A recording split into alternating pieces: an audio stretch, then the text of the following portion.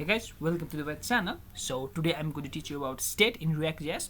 So uh, okay, let's start directly because I've made very beginner videos already in my YouTube channel. You can watch that and you can come here. So let's start about state directly. So in React, state is a changeable data that changes over time if we want to render our app. So basically what I mean is in the present generation, what we want is to create interactive with users. For example, typing the forms, clicking any button to delete something, and the modal pop-up saying deleted or something like that. So in this case, we use state for managing those, because in React, as it is single page application, we want our app to be in sync with what user changes. For that, we use state. So state is simply a UI re-rendering process that renders the only the stateable part that is changeable. So if you are confused, then I will demonstrate you how we can use state and then sync or synchronize it with the with our browser. So React is very important topic because it is a changeable part and it is very useful to interact with the users. So after after React hooks came, it is very easy to create a state, because in class component we have to do is like use this state inside the constructor and then pass it with some like super and bind it with our other functions. So that was very hard, but after React hooks, like we use functional approach, and it gives us a function which will call, and then we can use state. So now I will again tell about React hooks. You should know about React hooks. So basically React hooks are those hooks. For example, use state, you can see this is a React hook. Always React hooks start with use. Okay, always it start with use, and then this is use state is a predefined React hook that when we call the function that returns us some like two things. One is its state, and next is setter function, which and the setter function is used to render our UI. So basically what I want to say is, when we use React, so this use state will help us to hook with the React features. So now we are the use state hook returns two functions. One is the state, the initial state or the state value, and next is the setter function that is used to update the state. And you can write anything for the name. By the convention, it should be like set and then the name of our original value, and it takes initial value too. So this is simply a use of state. So today we are going to create a counter function which will add our card, which will show our total items in the card. Okay, so that's what we are going to create.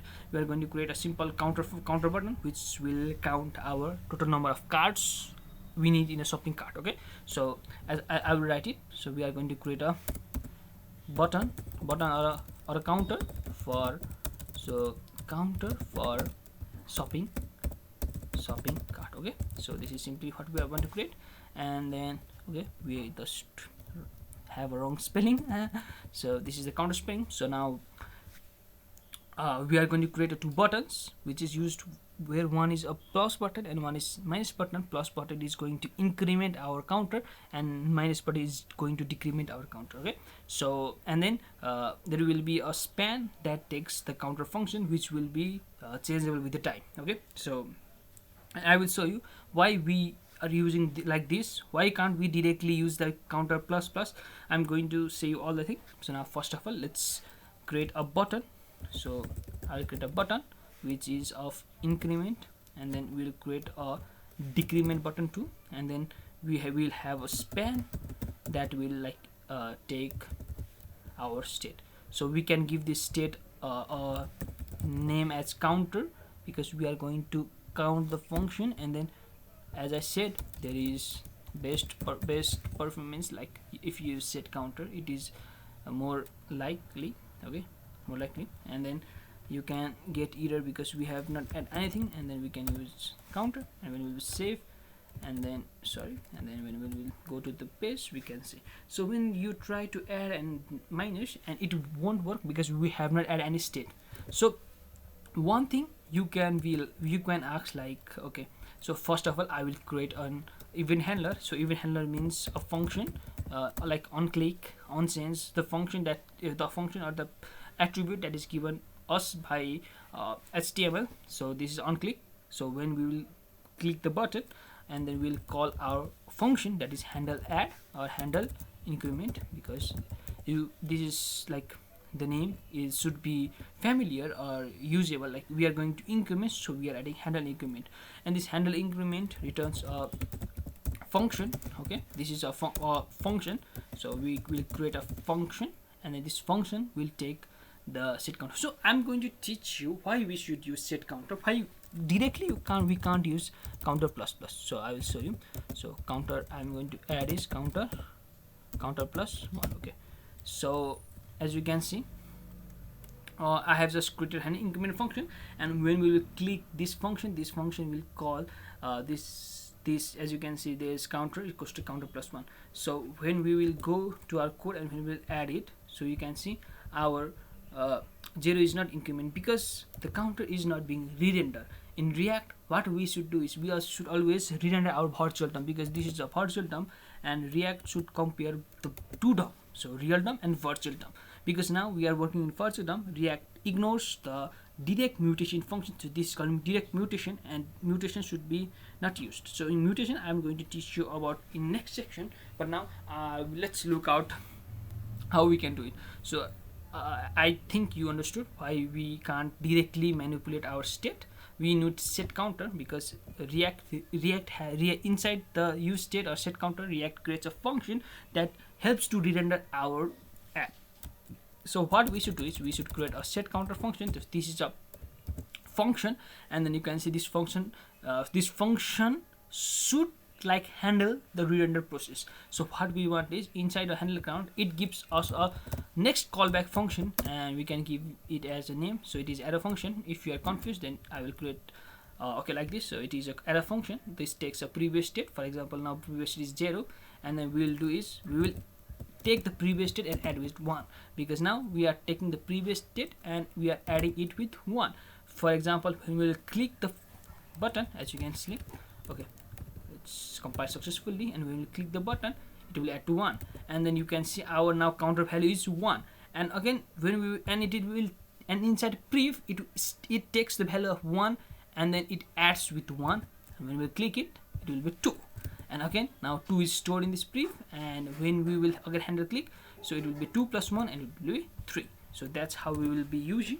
And same goes for handle decrement. So it's nothing changeable, so we'll get handle decrement function, and then we'll come here and we'll create a constant handle decrement, and in handle decrement we'll call a function, and inside we'll get set counter, and then we can do like pref, and then we do pref -1, and when we'll save and refresh, so this is our shopping cart.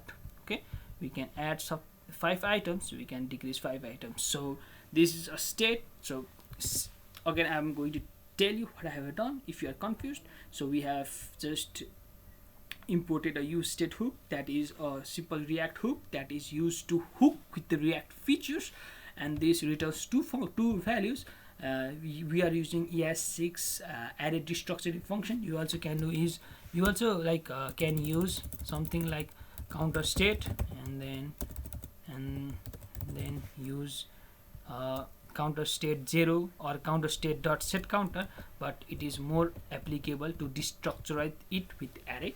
And then you can use like this counter as well as set counter, and then counter function is a stateable function, and then set counter function is a function that re-renders our app, because without using set counter we cannot re-render our app. Our value does not changes. If we want to change the value, we always need to use set counter. We always need to use set counter, and then inside the set counter we can add our count. You can also do like this. So you can also take your count, and then we can do like count plus 1 or count is equals to count plus 1. It's your way, but I prefer using previous, because using this you always have stored the previous value inside. You are not directly manipulating, okay, because you are using a second function, and this function always returns. Okay, so this is the way.